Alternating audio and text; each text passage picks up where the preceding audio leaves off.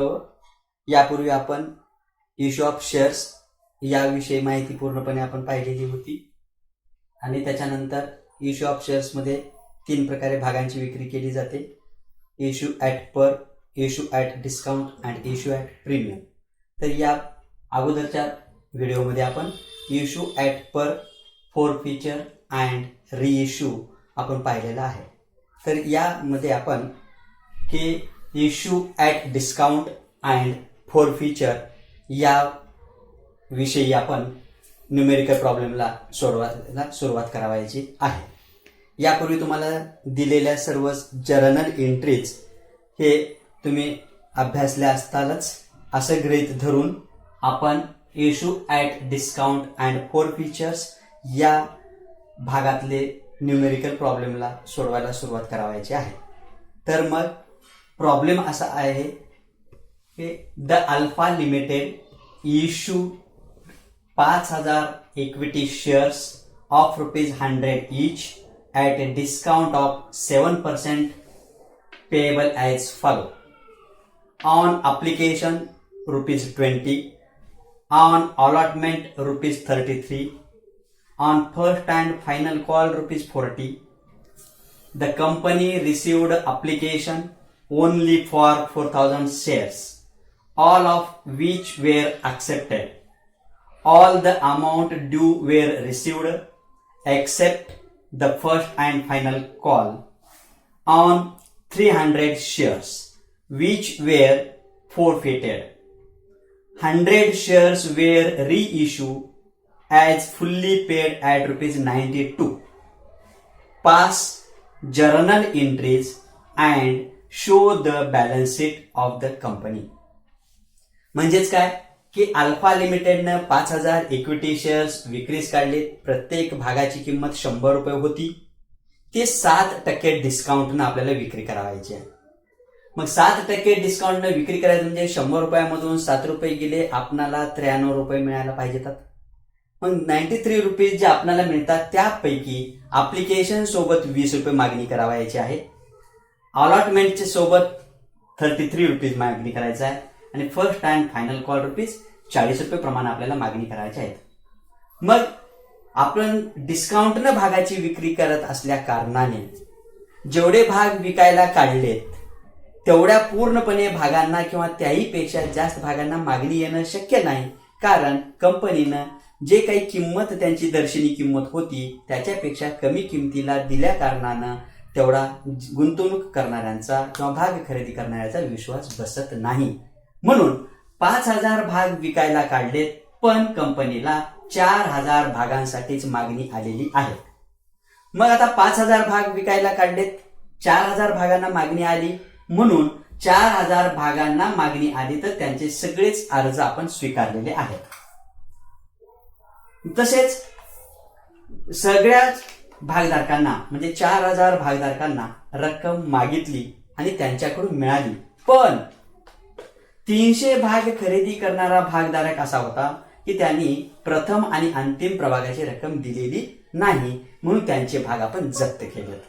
आणि जप्त केलेल्या भागापैकी 100 भाग पुन्हा आपण ₹92 पर शेअर्स प्रमाणे आपण फुल्ली पेड विक्री केलेलं आहे. मग या सगळ्या व्यवहारांच्या कंपनीच्या पुस्तकामध्ये जर्नल एंट्रीज करायच्या आहेत आपल्याला आणि त्याच्यानंतर बॅलन्स शीट कसे दिसेल ते देखील दाखवायचं आहे.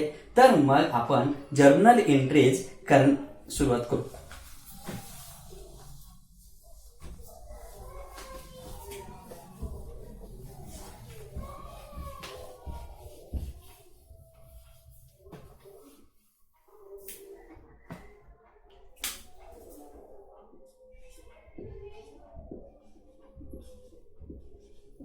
Journal entries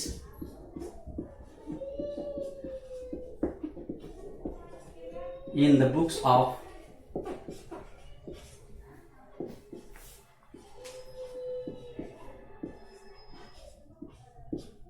Alpha Company.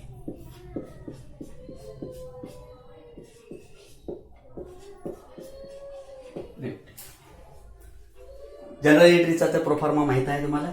Date particulars,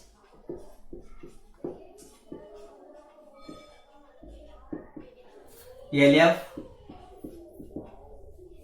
DR and CR. DR rupees, CR rupees. Point number 1, application.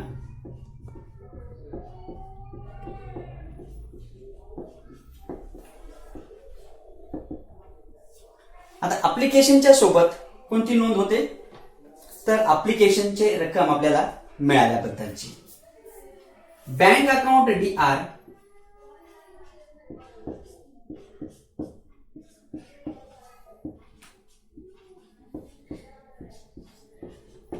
To shares application account.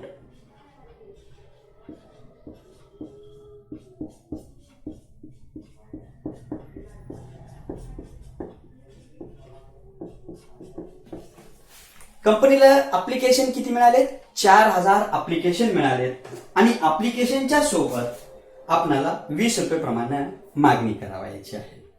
म्हणून 4000 इंटू 20 रुपीज, 80,000 रुपये, 80,000.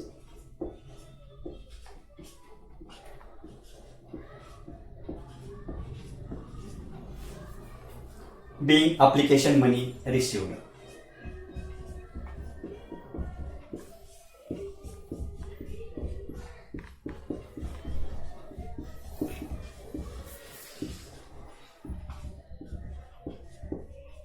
Received.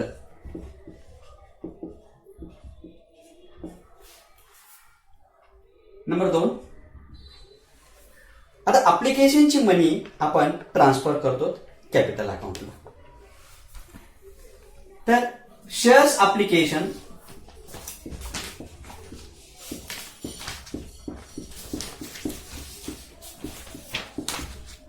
Account DR to shares capital account.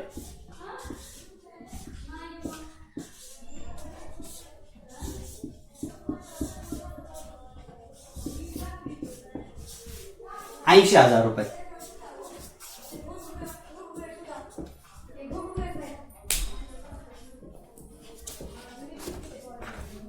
being application money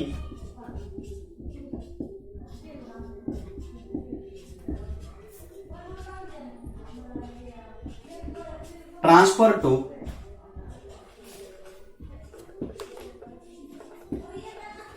capital account.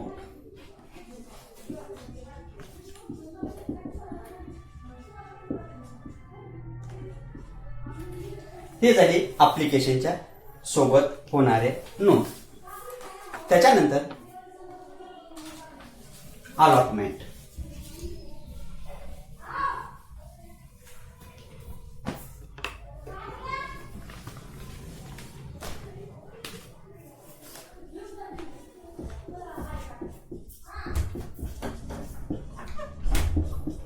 Allotment. आता अलॉटमेंटची रक्कम आपल्याला मागणी करायची आहे. अलॉटमेंटच्या वेळेस किती रुपये मागणी करायला सांगितलं, 33 रुपये प्रमाणे. म्हणजे याचाच अर्थ आपणाला की 7 रुपये आपण जे कमी केलेले होते ते वाटपाच्या वेळेस ऍडजस्ट करायचे. एखाद्याला आपण 100 रुपये द्यायचे होते, हप्त्यानं द्यायचं आहे, आणि एखाद्याला म्हटलं की आपण 10 रुपये कमी घ्या. मग 10 रुपये कमी घ्या म्हटलेला हप्ता समजा 100 रुपयाचे एक आपण 4 हप्ते पाडले, 25-25 रुपये प्रमाणचे 4 हप्ते होतात, तर 25 × 100 रुपये होत होते. 10 रुपये कमी घ्या म्हटलं तर 10 रुपये कमी मग कोण्या दिवशी कमी द्यायचे, तर पहिल्या हप्त्यात द्यायचे का, दुसऱ्या द्यायचे का, तिसऱ्या द्यायचं, असं आपण म्हणतो. म्हणून जे काही कमी केलेली रक्कम आहे सर्वसाधारणपणे आपण वाटपाच्या वेळेसच कमी केलेली आहे असं दाखविण्यात येते. म्हणून जे 100 रुपयाचा भाग होता तो 7 रुपये कमी किमतीने विकल्या कारणानं 7 रुपये जे डिस्काउंट आहे ते वाटपाच्या वेळेस ऍडजस्ट करण्यात आलेलं आहे. म्हणून आपल्याला नोंद अशी करायची आहे की अलॉटमेंटच्या वेळेस तर पहिली नोंद होईल, आता अलॉटमेंटची रक्कम मागणी करावयाची आहे म्हणून लिहायचं शेअर्स अलॉटमेंट अकाउंट DR. आता डिस्काउंट आपण दिलंय म्हणजेच आपला खर्च होतो किंवा आपलं नुकसान होते, म्हणून खर्च किंवा नुकसानीची खाते आपण नावे करतो नॉमिनल अकाउंटच्या नियमानुसार. म्हणून आपल्याला डिस्काउंटची रक्कम देखील डेबिट दाखवावी लागते. म्हणून discount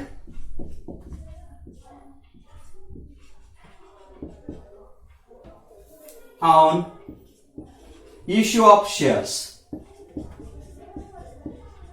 issue of shares account DR to shares capital account.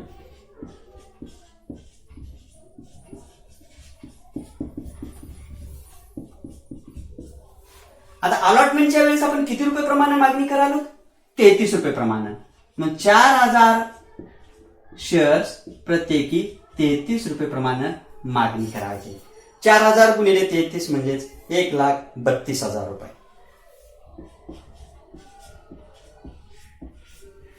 Discount किती देऊ लागलो? 7 रुपये प्रमाणे.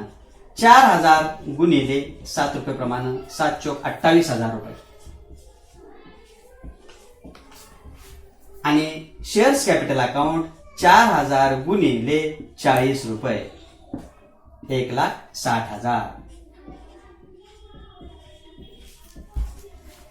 Narration. Being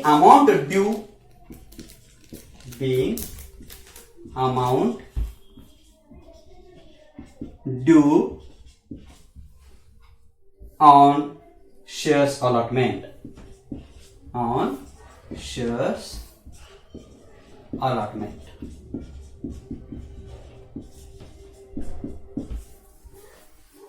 आता अलॉटमेंटची रक्कम आपल्याला मिळते, तर नंबर दुसरी नोंद होईल या ठिकाणी अलॉटमेंटच्या वेळेस की अलॉटमेंटची रक्कम आपल्याला मिळाल्याबद्दलची. बँक अकाउंट DR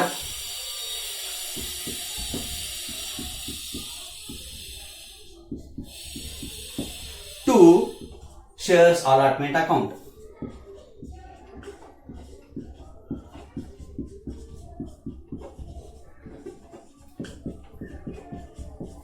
वाटपाच्या वेळेस आपण किती रुपये मागणी केली? 1,32,000 रुपये. सगळेच आपल्याला पैसे मिळाले म्हणून 1,32,000 ला 1,32,000 रुपये आपल्याला मिळालेले आहेत.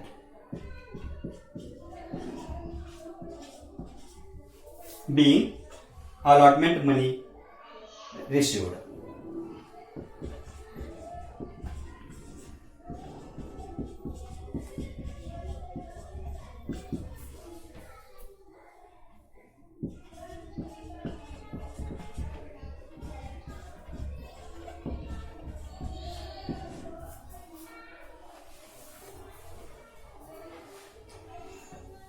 नेक्स्ट, आता आपल्याला काय करायचं आहे? फर्स्ट अँड फायनल कॉल मागणी करायचं आहे. Number 3, first and final call. First and final call. आता ड्यू ची काय होईल नोंद? तर shares first and final call account DR. Shares first and final call account DR to shares capital account. Shares capital account. किती shares आहेत? 4000 shares प्रत्येकी. मागणी कितीची आहे आपल्याला? 40 रुपये प्रमाणे. 4000 गुणिले 40 1,60,000.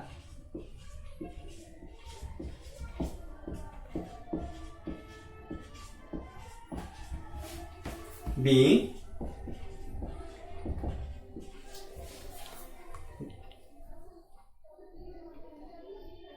amount due on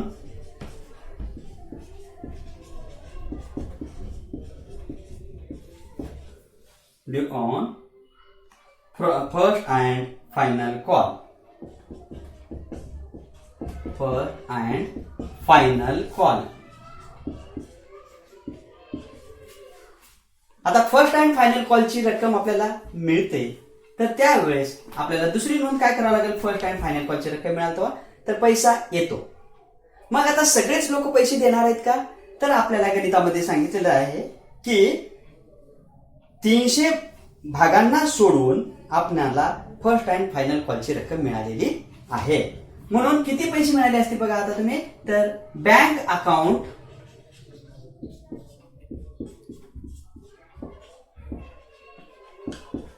DR to shares first and final call account.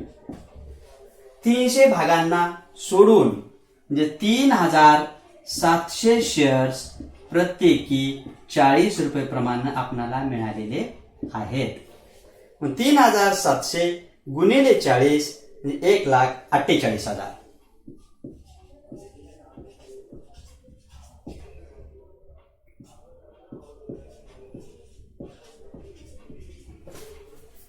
being first and final call money received. Being first and final call money received excluding 300 shares.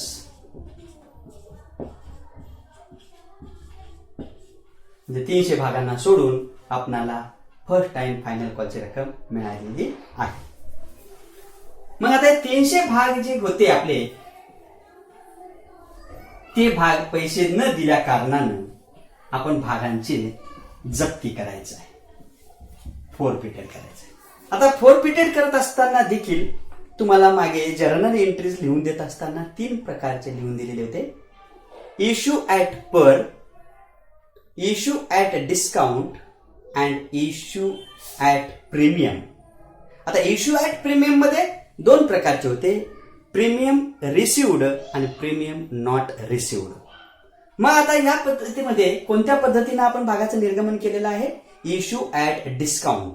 मग इश्यू ॲट डिस्काउंटनं जी भागांची विक्री केलेली आहे, ते जर भाग आपल्याला जप्त करावायचे असतील तर जर्नल एंट्रीज पुढील प्रमाणे. फोरफिचर of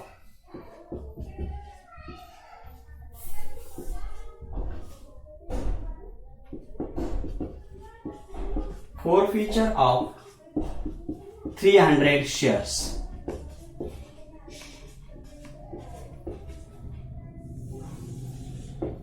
Forfeiture of 300 shares. Shares capital account DR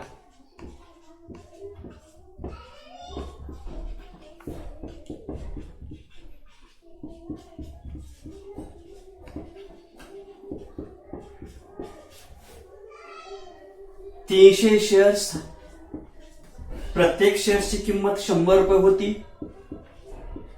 called up मनी 300 गुणिले 100 30,000 रुपये.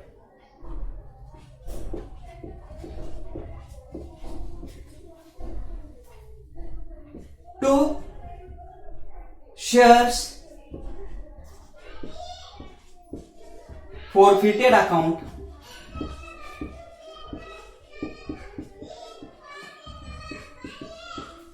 आता 300 भागावर आपणाला किती रुपये मिळाले? तो जेवढे रक्कम मिळाली तेवढी रक्कम हे शेअर्स फोरफिटेड अकाउंटला क्रेडिट होते.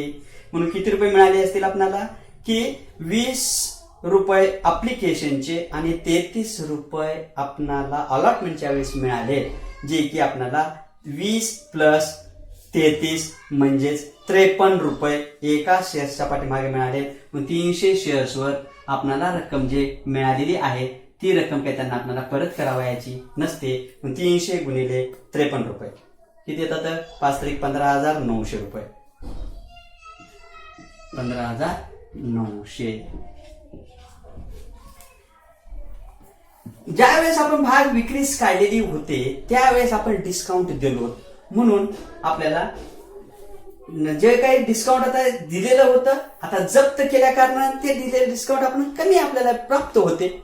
म्हणजे देताना आपण काय केलं होतं की डिस्काउंट अकाउंट डेबिट केलं होतं विक्री करताना, तर जप्त करत असताना डिस्काउंट अकाउंट क्रेडिट होईल. म्हणून टू डिस्काउंट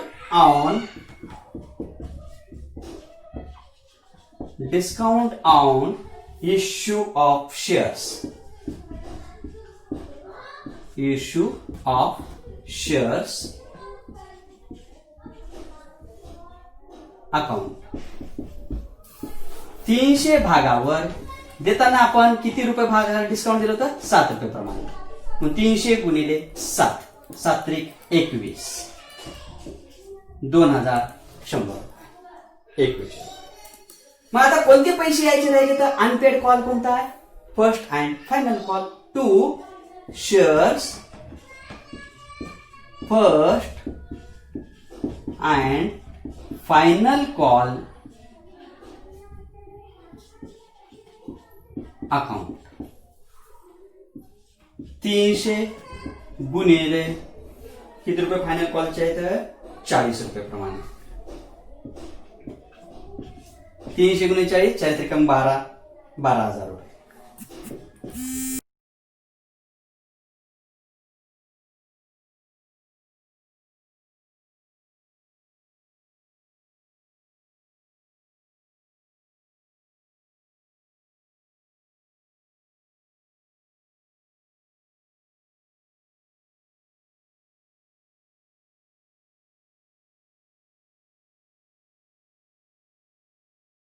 तीन 300 शेअर्स जे होते ते आपण जे जप्त केलेले शेअर्स पूर्णपणे आपण ठेवून घेत नाही, तर आले गिराईक तर किंवा मागणी आली तर आपण भाग पुन्हा आपण विक्री करू शकतो. मग आता 300 भाग जे जप्त केलेले होते त्यापैकी फक्त आपल्याला 100 भागांनाच पुन्हा मागणी आलेली आहे, म्हणून ते 100 भाग आपण पुन्हा विक्री केलो. मग ते केवढ्याला विकले तर 92 रुपीजला, फुल्ली पेड ॲट ₹92 असं तुम्हाला एक्झाम्पल मध्ये दिलेलं आहे. म्हणून 100 भाग 92 रुपये प्रमाणे आपण विक्री केलेली आहे. म्हणून नोंद होईल रिइश्यू ऑफ 100 शेअर्स, रिइश्यू ऑफ 100 शेअर्स. आता रिइश्यू देखील करत असताना ऍट डिस्काउंट ऍट प्रीमियम न देखील आपल्याला रिइश्यू करता येते. मग आता आपण काय केलं होतं की 100 रुपयाचा भाग होता, 7 रुपये कमी किमतीला आपणच अगोदरच विक्री केलंय, त्या भागाची किंमत झाली 93 रुपयाला. मग जप्त केलोत आपण आणि जप्त केल्यापैकी 100 भाग आपण काय केलं नंतर दुसऱ्यांना 92 रुपयाला विकलं. सुरुवातीला आपण 93 रुपयाला विकलं, जप्त केलं, मग पुन्हा आणखी दुसऱ्याला विकत असताना ते 92 रुपयाला आपण विकलो. म्हणून आपल्याला असं काय झालं की 7 रुपये सुरुवातीला डिस्काउंट दिलो, पुन्हा 1 रुपया डिस्काउंट, पुन्हा ऍडिशनल डिस्काउंट म्हणून दिलो, म्हणून 100 रुपयाचा भाग 92 रुपये प्रमाणे आपण विक्री केलेलं आहे. म्हणून रिइश्यू ऑफ 100 शेअर्स. तर आपल्याला पैसे मिळतात बँक अकाउंट,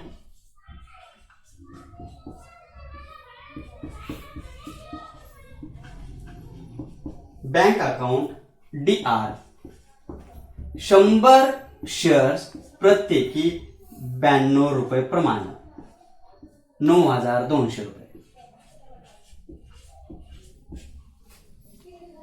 आता डिस्काउंट आपण दिलेला आहे सुरुवातीला, discount on issue of shares account. हे सुरुवातीला दिलेलं डिस्काउंट आपण 7 रुपये प्रमाणे 700 रुपये. पुन्हा डिस्काउंट जे दिलंय आपण 1 रुपया वाढून, ते वाढून दिलेलं म्हणजे आपल्याला जे जप्त केलं होतं ते जप्त केल्यानंतर आपल्याला जे रक्कम मिळालेली होती 53 रुपये, त्याच्यापैकीच आपण 1 रुपया कमी करायलो. म्हणून आपल्याला शेअर्स फॉरफिटेड अकाउंट रक्कम मिळाली म्हणून क्रेडिट केलं होतं, 1 रुपया देऊ लागलो म्हणून त्या शेअर्स फॉरफिटेड अकाउंट मधून आपल्याला 1 रुपया कमी करता येते. म्हणून शेअर्स फॉरफिटेड अकाउंट, शेअर्स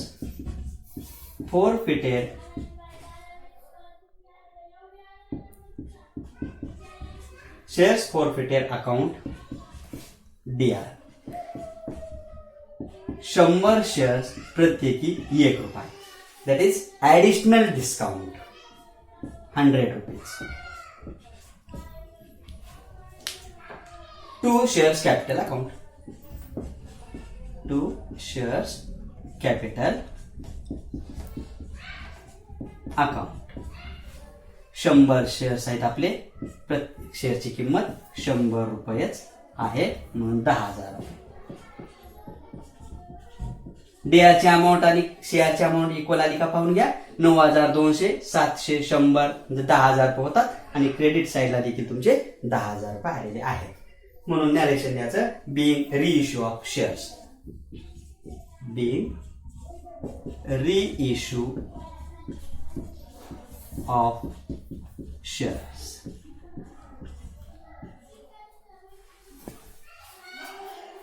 मग आता आपल्याला याच्यामध्ये किती प्रॉफिट झालं, तर प्रॉफिट कधी समजावं की जप्त केलेले भाग आपण विक्री केलं की त्याच्यामधून जे रक्कम आपल्याला जप्त केल्यामुळे रक्कम मिळते, विक्री करत असताना आपण सूट देतो, त्याच्यापैकी जे रक्कम शिल्लक राहते त्याला आपण नफा म्हणतो.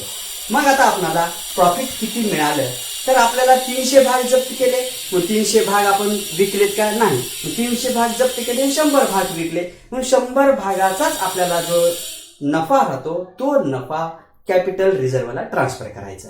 म्हणून याचं transfer of profit, transfer of profit,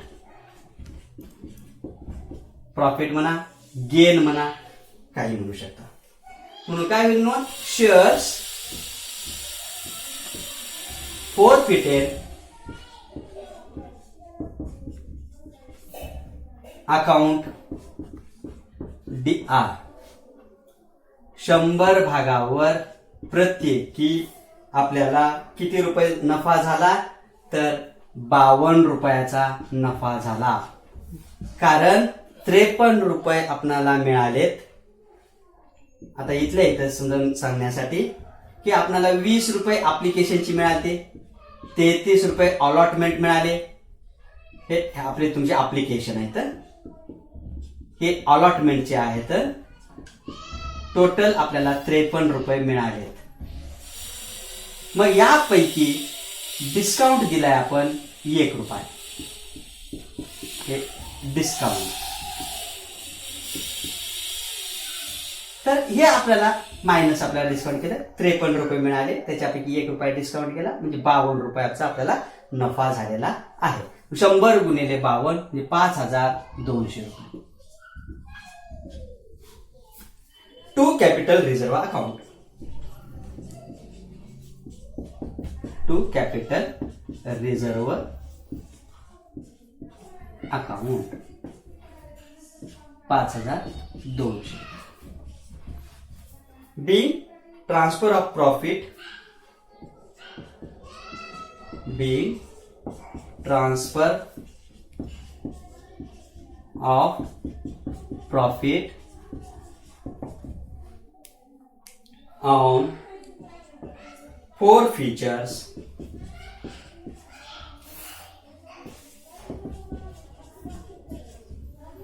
and reissue.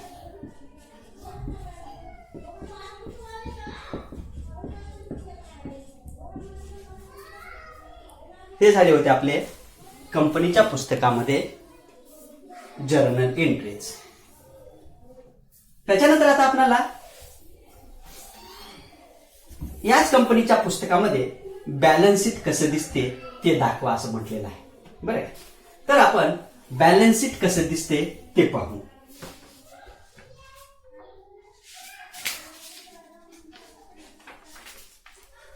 Balance sheet as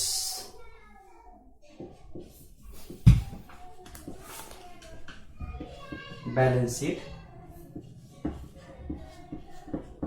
as on किंवा ॲज ॲट काय म्हणा. Liabilities rupees, assets rupees. आता शेअर्स कॅपिटल अकाउंट.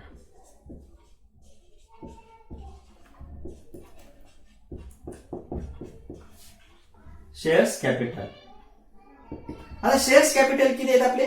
भाग विकायला काढलेले होते तर 4,000 भाग विकायला काढलेत, 3,000 भाग जप्त केले, सॉरी 300 भाग जप्त केले, पुन्हा आपण 100 भाग विकले, म्हणजे आपले भाग बाहेर किती आहेत? 3,800 शेअर्स हे बाहेर आहेत. म्हणून 3,800 shares of rupees 100 each, 3,80,000.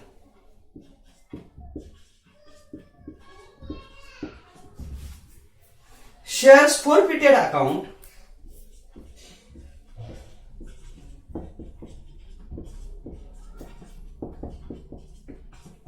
Shares forfeited account 200 shares प्रत्येकी 53 रुपये.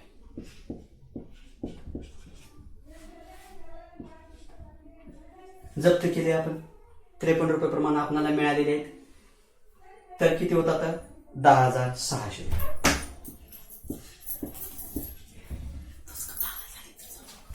Capital reserve account.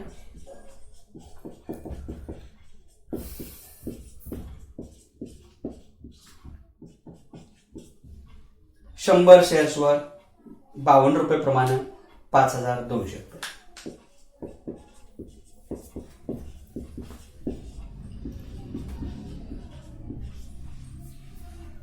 Bank account asset साइडला.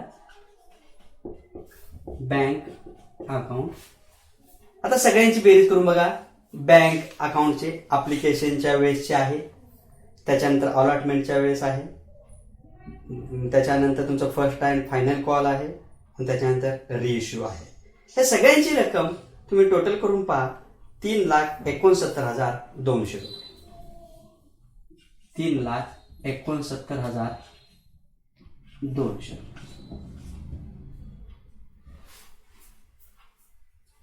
त्याच्यानंतर discount on issue of shares.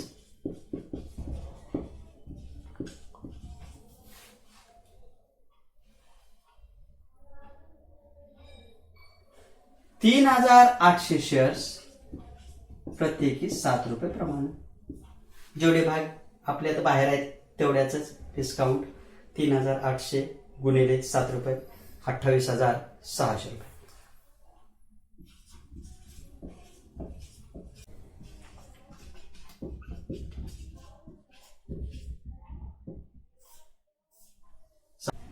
$3,95,800.